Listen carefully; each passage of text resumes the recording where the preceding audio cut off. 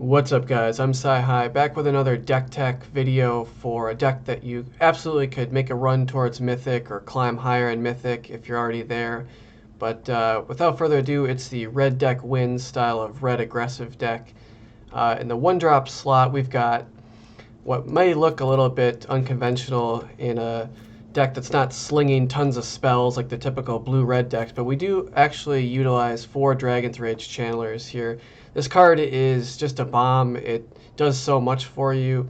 Obviously, in the early stages of the game, it's going to be a 1-1, but the amount of surveilling that you're going to be able to do even in this deck, there's enough spells to populate, enough spell diversity that we can get Delirium and see so many cards, which is so important in a red deck win style of deck to just get the last point of damage that you need to get through. As we look at this deck closer, you'll see it's not about mass card draw or quantity, but it's about finding the right cards at the right time and delivering the final killing blow to our opponent. So we've got 4 Dragon's Rage Channelers, just an absolute all-star bomb of a card here, and we absolutely can support it even in this mono red style of shell, as we'll see. Also in the 4-drop slot, or the 1-drop slot, we've got 4 Fervent Champions. This card has proven itself over time in Standard as well as even Historic. At worst, it's a first strike haste, 1-drop, 1/1, but if you happen to be lucky enough to draw 2-3 of these in your opening hand, it quickly becomes out of control and just extremely aggressive style card. Gonna chip away your opponent's life total very quickly. So we've got 4 Fervent Champions in this red deck wins deck.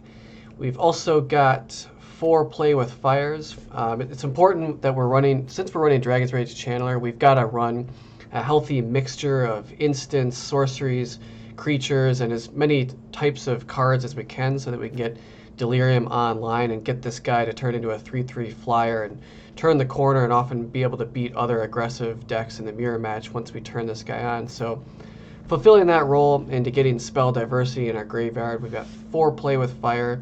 Just a great shock effect. If we happen to use it against our opponent, we do get to scry 1, which is also, again, very important in this red deck wins deck to finding that exact last burn spell or last creature with haste to go through with lethal damage and win the game.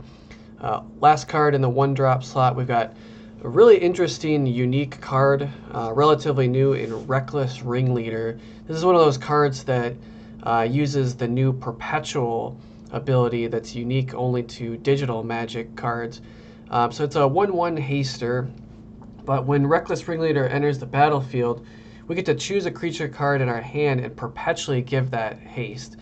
And that is actually pretty insane. So even if this guy gets shocked or killed off somehow in the mirror match, he's most likely, assuming you had a good juicy target of a creature in your hand to use this guy on, you're going to perpetually give one of your guys haste. So even if this guy gets killed, he's still provided some important value for the deck and a lot of probable targets, as we'll see if we take a shortcut and look over at the 3-drop slot. But Anax, Hardened in the Forge is definitely your primary target to give perpetual haste to.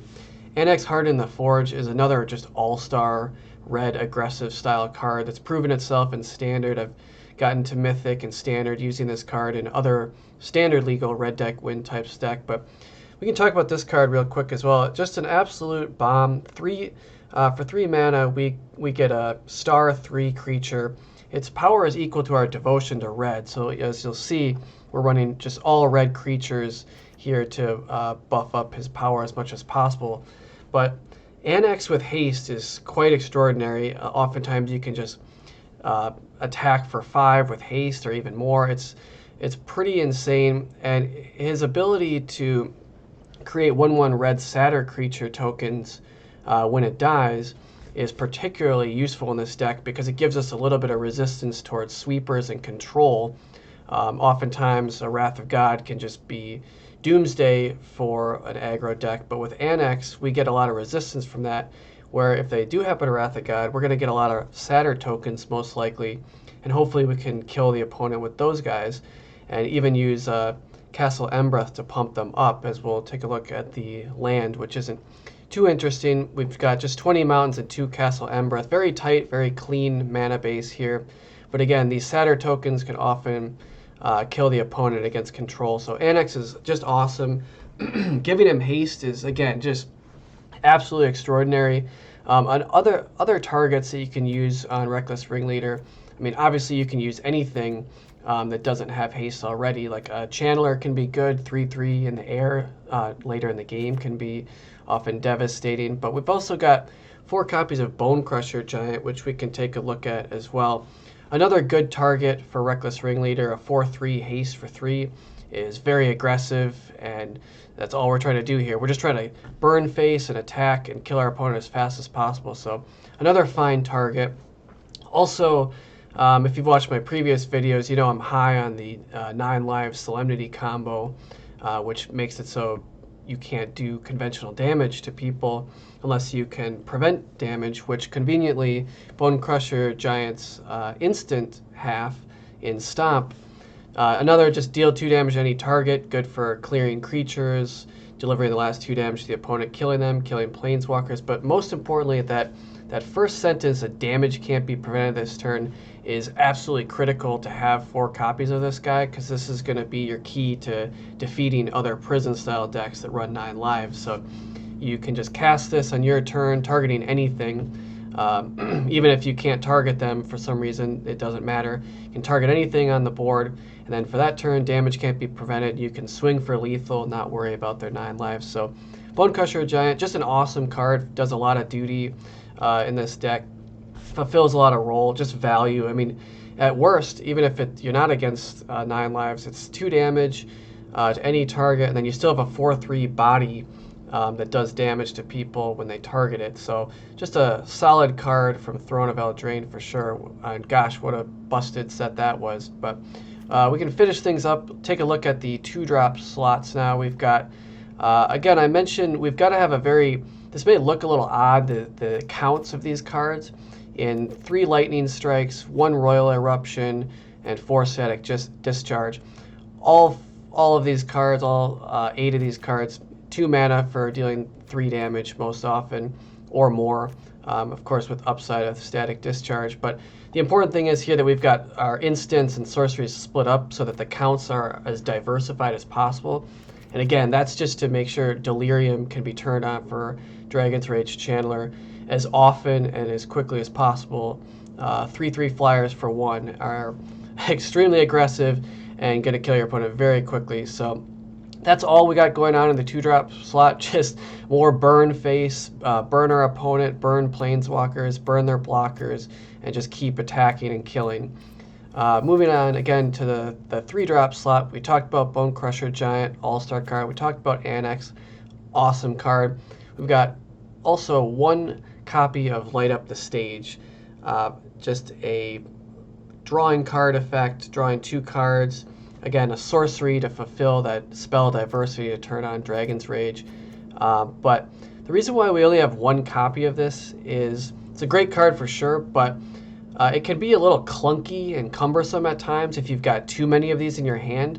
I mean, after all, drawing cards doesn't kill your opponent. It certainly helps to draw more gas, but with only 1 copy, this ensures that we don't ever get in situations where somehow we have like 3 or 4 of these in hand, or 2 in hand, or you use 1 and all you find are more Light Up the Stages, and you're just kind of spinning your wheels. So again, I talked earlier, it's not necessarily about mass card draw, but it's about card selection and drawing the right cards at the right time so we can just burn our opponent's face and win the game.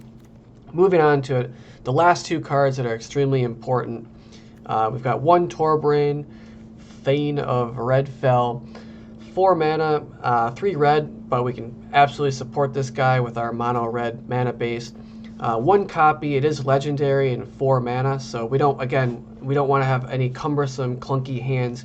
At most, we only want 1 of these cards, just 1 guy in our hand. We don't want to be stuck not doing anything. We want to be as proactive as possible, but this card is strong enough, even though it's 4 mana. It's so powerful, if you drop it, all of our red sources are suddenly dealing their damage +2 instead, which adds up extremely quickly, especially if you got 3/3 flyers in the air, cards with haste, unexpected cards with haste, more burn and direct damage that's just being amplified. This guy can end the game extremely fast, so we've got 1 copy of him. And then maybe the most important card in the deck, absolute busted card, proven itself in Standard as well as Historic. This is just smooth brain, dumb BS card.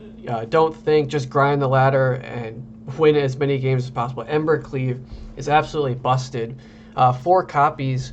Obviously, it doesn't really help that much in multiples because it's a legendary equipment, but when we cast this at instant speed during combat, most often on an Anax with large power or anything else with large power, that's pretty much lights out. As many of you have probably played or with this card or against this card, it just ends games extremely fast. And it just also has a lot of synergy in this deck that it's an artifact, because that'll help, again, turn on our Delirium as fast as possible in our Dragon's Rage Channeler. Dragon's Rage Channeler is also an excellent target for Embercleave, being that it flies.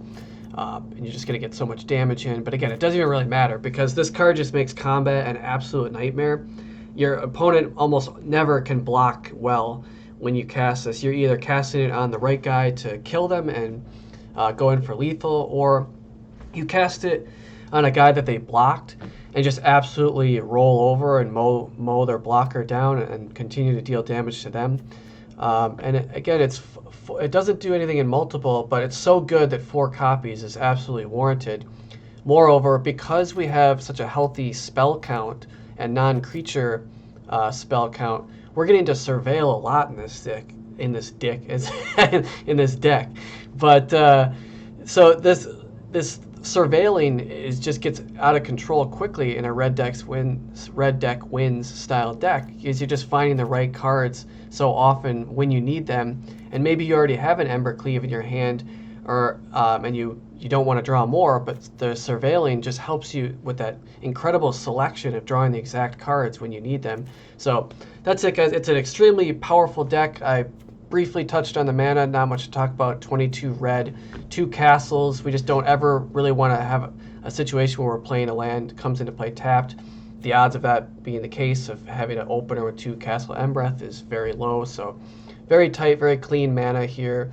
Nothing crazy, but like I said, Castle Embereth is great for pumping satyrs or just pumping these small, stupid little red dorks that we have out and going over for lethal and just amplifying as much damage as possible. But anyways, guys, that's the deck. Please like and subscribe for more Mythic deck tech content.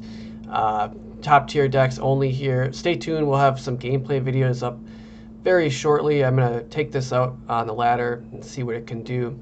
But anyways, guys, thanks for checking out. Good luck on the ladder. Peace.